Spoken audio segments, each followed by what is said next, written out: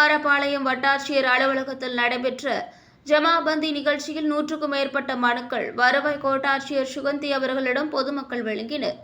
நாமக்கல் மாவட்டம் குமாரபாளையம் வட்டாட்சியர் அலுவலகத்தில் ஜமாபந்தி நிகழ்ச்சி நடைபெற்றது. ஆண்டுக்கு ஒருமுறை நடைபெறும் இந்த ஜமாபந்தி நிகழ்ச்சியில் கிராம பகுதி மக்கள் தங்கள் கோரிக்கையை மனுக்களை வழங்கினர். திருச்செங்கோடு வருவாய் கோட்டாட்சியர் சுகந்தி தலைமையில் நடைபெற்ற இந்த நிகழ்ச்சியில் 100க்கும் மேற்பட்டோர் தங்கள் நில உரிமைகளில் உள்ள பெயர் திருத்தங்கள், கணினி பெயர் திருத்தங்கள், முதியோர் ஓய்வூதிய தொகை, இலவச வீட்டுமனை பட்டாக்கள் கோரி 100க்கும் மேற்பட்டோர் மனுக்களை வழங்கினர். இவற்றை பெற்றுக்கொண்ட வருவாய் கோட்டாட்சியர் சுகந்தி 2 இடங்களில் தீர்வு காணப்பட்டு நடவடிக்கை எடுக்கப்படும் என கிராம மக்களுக்கு உறுதியளித்தார்.